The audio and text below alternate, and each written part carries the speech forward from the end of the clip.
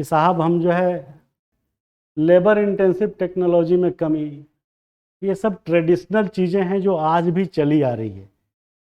Capital intensive technology की ओर बढ़ रहे हैं, लेबर इंटेंसिव टेक्नोलॉजी की तरफ कम बढ़ रहे हैं। और लेबर इंटेंसिव टेक्नोलॉजी में इंडिया से ज़्यादा काम बांग्लादेश कर रहा है।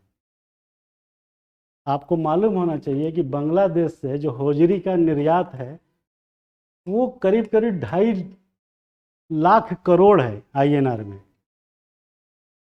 अब आप सोचिए दुनिया में सबसे ज़्यादा होजरी का एक्सपोर्ट करता है बांग्लादेश दुनिया में।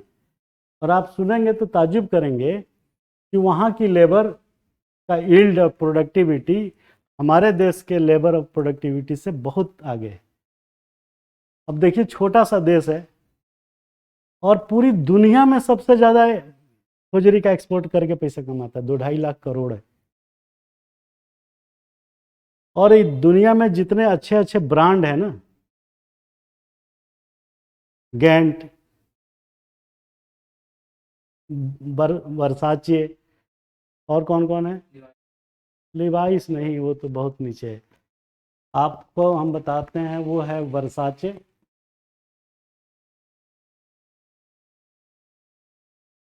दूसरा है गैंट,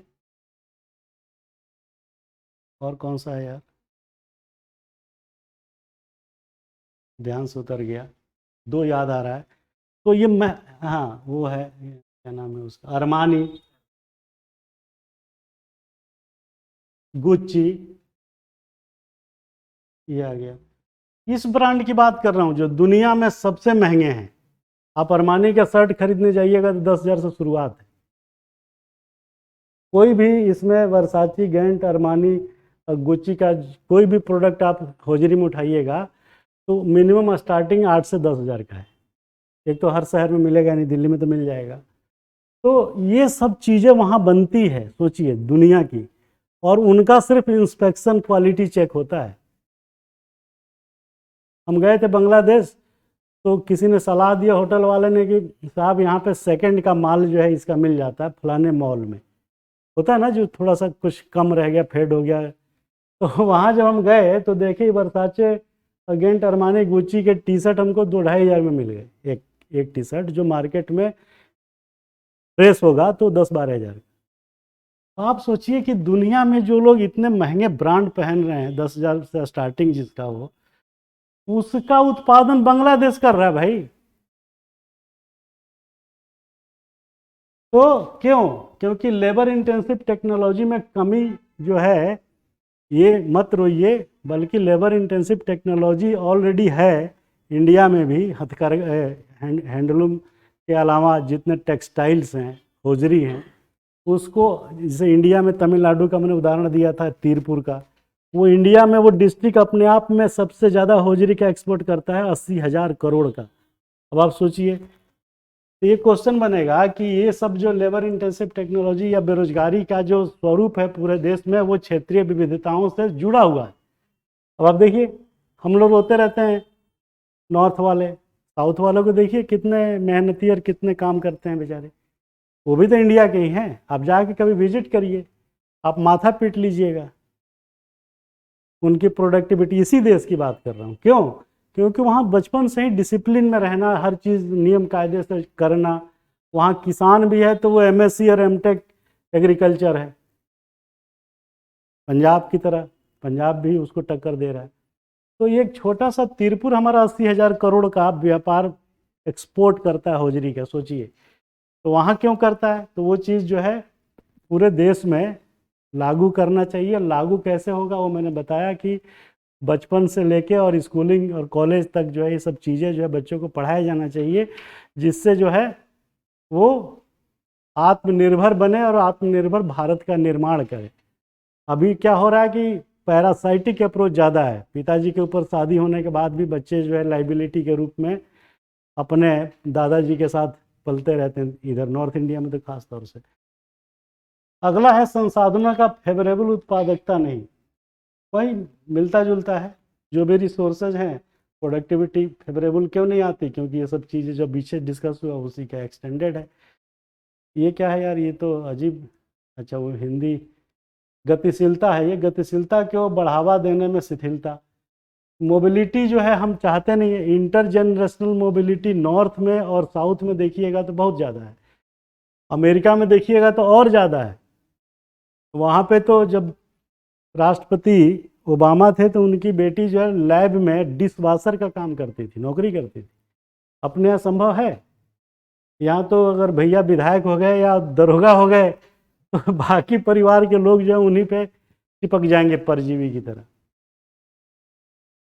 तो अपने यहाँ ये सब चीज़ें जो है गतिशीलता मोबिलिटी जो है बहुत स्लो स्पीड से है।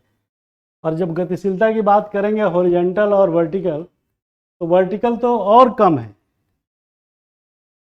आपके पिताजी ने किसानी किया, आप भी किसानी करते हैं, नॉर्थ में तो यही हाल है। अगर उन्होंने दुकान किया तो आप भी वही दुकान का टेक ओवर कर लेते हैं। बल्कि आप बड़े आराम से चाहते हैं कि जो पिताजी का बिजनेस है, धंधा है, उसमें मैं धीरे से घुस जाऊं और मैं प्रोटेक्शन फील करूं, कंफर्ट जोन खराब किए बिना उसी इनकम में दो लोगों का प्रोडक्शन आ जाएगा, यील्ड घट गई। तो ये जो गतिशीलता है उसको बढ़ावा देने में हम लोग बड़ा स्लैक फील करते हैं, ये भी एक रीज़न है।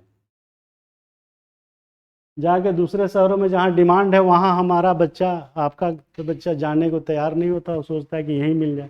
तो मोबिलिटी नहीं है, वर्टिकल मोबिलिटी के बजाय हम लोग हॉरिजॉन्टल मोबिलिटी पे ज़्यादा आश्रित रहते हैं, क्योंकि हम चाहते नहीं कि हमारा कंफर्ट जोन खराब हो। नॉर्थ इंडिया की प्रॉब्लम सबसे ज़्यादा है। पूंजी निवेश का अभाव, कैपिटल इन ये जो है इन्वेस्टमेंट जो है ये कम है, ये बात सही है। क्योंकि अच्छे और बड़े बिजनेस के लिए इन्वेस्टर्स चाहिए। और आपको मैं बताना चाहता हूं कि इसको तुलनात्मक रूप से लिख दीजिएगा अमेरिका के संदर्भ में। अमेरिका में इन्वेस्टमेंट के लिए लोग दुकान खोल के बैठे हुए हैं और उस दुकान का नाम लिखा रहता है इन्वेस्टमेंट बैंकर्स, ठीक है, जिसको इंडिया में हम लोग बोलते हैं वेंचर कैपिटलिस्ट।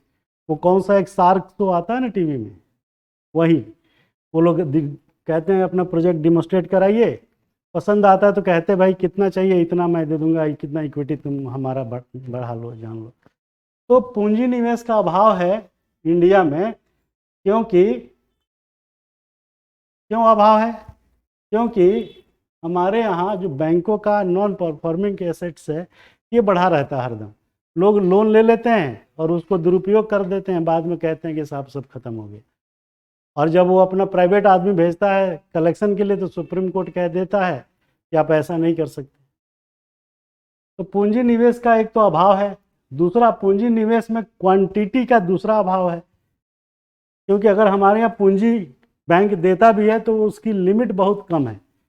अगर आपको 500 करोड़ का लोन चाहिए, नहीं मिलेगा, इतने कंडीशंस हैं कि आप भूल जाइए। स्टार्टअप के लिए मिल जाए 2 4 5 करोड़ 7 करोड़, 5 करोड़ से ज़्यादा लेने के लिए आपको जो है बहुत मिलता है। 25 करोड़ तक SBI देता है इंफ्रास्ट्रक्चर के क्षेत्र में, लेकिन वो इतना कंडीशन है कि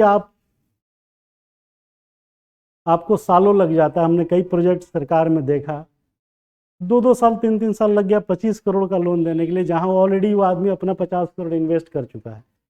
तो कहने का मतलब इसमें यह है कि पूंजी निवेश का अभाव क्वांटिटी में है,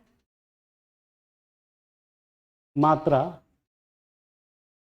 और दूसरा बड़े सेलेक्टेड सेक्टर में है, सेलेक्टेड सेक्टर में है। इंफ्रास्ट्रक्चर होगा तो देगा, अगर आपको ये होटल बनाना है तो नहीं देगा। मैं उदाहरण दे रहा हूँ कि बहुत ही सेलेक्टेड सेक्टर में बैंक जो इन्वेस्ट करने को परमिट करता है। तीसरा कि ये निवेश कम इसलिए भी होता है क्योंकि कोलेटरल सिक्योरिटी का चक्कर फंस जाता है। ये देखिए, कोलेटरल सिक्योरिटी के बिना बैंक लोन नहीं देता। आपका घर है 5 करोड़ का, इस पर लोन नहीं देता, कहेगा घर नहीं, भूखंड प्लॉट होना चाहिए, और प्लॉट भी कमर्शियल होना चाहिए, खेती का नहीं। तो आप बताइए, इतना सेलेक्टिव जो अप्रोच हमारे देश में पूंजी ऋण मिलने में है, कैसे कैसे जो है वो होगा आर्थिक विकास। ये चीज़ें आप लिखिएगा कि देश में आर्थिक गति जो है कम है या मंद है, या उसमें क्या चीज़ें हैं जिसकी वजह से जो है हमारे यहाँ उत्पादन कम होता है, निवेश कम होता है। तो ये निवेश में ये सारी प्रॉब्लम्स है ये। अब ये सब चीज़ें किताब में शायद ही मिले, मुझे लगता है। तो ये रीज़न है जो हमने आपको बताया। पूंजी निवेश कम होने का कोलेट्रल सिक्योरिटी चाहिए। कोलेट्रल सिक्योरिटी में भी घर नहीं, उसका व्यवसायिक भूखंड होना चाहिए, तब वो लोन देगा। नहीं तो स्टार्टअप के लिए 2 4 10 20 50 लाख रुपए तक का लोन एमएसएमई देता है, आप उससे काम चलाइए। आप बताइए कि वो एमएसएमई से खटिया बुनने का, चाहे की दुकान खोलने का, उसमें सेल्फ एम्प्लॉयमेंट तो मिलेगा, बात सही है, लेकिन आप दूसरे को रोजगार या प्रोडक्ट को बढ़ा नहीं सकते ना, उसके लिए तो निवेश चाहिए। और वहीं अमेरिका में क्या स्थिति है कि इन्वेस्टमेंट बैंकर दरवाजा खोल के बैठे हैं, 500 करोड़ चाहिए ले लो, 1000 करोड़ चाहिए ले लो, इक्विटी दे देना हमें। यहाँ कुछ नहीं है ऐसा। अब वहाँ ऐसा इसलिए है क्योंकि लोगों के पास इतना पैसा है कि बैंक में रखते हैं तो बैंक उल्टा उनसे सर्विस चार्ज काट लेता है। अगर उसका 10 करोड़ रुपया है तो अगले साल उसमें से कहेगा 9 करोड़ 99 लाख 5,000 बचा, बाकी कहाँ गया, कह रहा सर्विस चार्ज। इंडिया में बैंक क्या करता है, आपको ब्याज देता है 3 से 4% सेविंग पे देता है ना, वहाँ उल्टा काटता है -1 2 1 5 ऐसे कहता है तो तुम्हारा पैसा हम रख के क्या करेंगे जी। तो लोग क्या करते हैं कि उस पैसे को निकाल के बैंक से वो एक इन्वेस्टमेंट बैंकर जो दुकान खोले बैठा उसके यहाँ दे देते हैं, कम से कम वो काटता तो नहीं है। अब वो करेगा क्या पैसे का, ये भी उसके लिए समस्या। तो कहता है कितना चाहिए, दुनिया में जहाँ चाहिए। सरकार ने 100% एफडीआई क्यों किया, क्योंकि पैसा बहुत है दुनिया में। वो बोलेगा किसको देना है, लाल बाबू को, कहाँ देना है, शुगर मिल लगाना, कितना करोड़, 150 नहीं 300 करोड़ से कम नहीं देते, जाओ यहाँ से। लिमिट है उनकी कि 500 करोड़ से कम मांगिएगा तो देगा ही नहीं, कहे यार ये पटाओ यार फालतू चीज। अब आप बताइए, अब वो कुछ नहीं मांगता। आप मजे की बात देखिए, चाहे डेट हो चाहे इक्विटी हो। ये तुलना मैं इसलिए बता रहा हूँ कि आप जो है सजेस्टिव मोड पे जब लिखना होगा कि आर्थिक विकास में पूंजी निवेश किस हद तक देश में एक बाधा या सहायक के रूप में है और इसको ठीक करने के क्या उपाय हैं, तो ये उपाय लिखिएगा जो हम बता रहे हैं। तो ये सब दिक्कतें हैं। ऋण की उपलब्धता आसानी से नहीं, वो मैंने बता दिया कैसे आसानी से नहीं मिलती ऋण, क्योंकि आपके जो है छक्के छूट जाते हैं। बस इसमें 2 3 वर्ड है, ब्याज दर अधिक, हाँ ये भी एक चक्कर है। अपने यहाँ मिनिमम रेट जो है 8% है घर बनाने के लिए, 7 8%। अगर एफएमसीजी खोलना है, खरीदना है तो 12 14% है। निवेश करना है तब भी 10 से 11% है। वहाँ कितना है, 2 से 3% पे ले लो पैसा। इक्विटी डेट में ले लो पैसा। अपने यहाँ किसी से कहिए इक्विटी लगा दो हमारे कोचिंग में 10 लाख, कहेगा ना ना ना डूब जाएगा, भाग जाएगा। कहोगे डेट कर्जा दे दो तब भी भाग जाएगा, वो कहेगा ना ना लौटाने की क्या गारंटी है। चाहे वो सरकारी हो चाहे प्राइवेट हो, दोनों जगह ये प्रॉब्लम है कि ब्याज दर अधिक है। मनी लेंडिंग में हम पढ़ा चुके हैं कि प्राइवेट में जाइएगा तो 24% से कम बात ही नहीं करता, और सरकारी में 11 12%। कोलेट्रल गारंटी क्या हो सकता है, ये जो हमने अभी बोला कि मॉर्टगेज रखिए, मॉर्टगेज बंधक रखिए, जिसको कोलेट्रल गारंटी कहते हैं, ठीक है ना। 100 रुपया लेना है बैंक से तो कहेगा कि कुछ बंधक रखो, गहना सोना चांदी कुछ रखो। और रेगुलर के बजाय संविदा पे भर्ती, ये भी एक अलग प्रॉब्लम है। क्लियर है, कम पैसा दे करके पूरे दिन उससे काम कराना, और ये बड़ा फैशन चल गया है ये देश में हमारे। आप देखिए शिक्षा मित्र के फर्म के रूप में देखिए, यूपी बिहार मध्य प्रदेश शिक्षा मित्र, सफाई मित्र, स्वच्छता मित्र, सब मित्र हो गए हैं। और इनको जो मिनिमम जो वेजेज एक्ट है उसके हिसाब से मिलता है, और उससे नुकसान ये होता है कि उनकी लॉयलिटी नहीं रहती, तुम्हारी कंपनी डूबे चाहे कुछ भी हो, वो लॉयल नहीं हो पाते। लॉयल क्यों नहीं हो पाते? क्योंकि उस देख रहा है कि एक रेगुलर आदमी को उसी काम के लिए 40,000 मिल रहा है तो मुझे 12,000 मिल रहा है। तो ये डिफ्रेंसिएशन जो है पैदा जो हो गया है, इसके वजह से भी प्रॉब्लम आ रही है। तो ये हमने बताया कि रोज़गार की समस्या क्यों है, उसका रीज़न, साथ में कैसे जो ठीक होगा ये तरीका। तो इसको यहीं पे विराम देते हैं और आगे के लिए जो है आप डिस्क्रिप्शन में दिए गए लिंक पे जाके प्रीसा IAS का ऐप डाउनलोड करें और लाइव क्लासेस ज्वाइन करें, ऑनलाइन ऑफलाइन दोनों, Hindi and English medium. Thank you very much.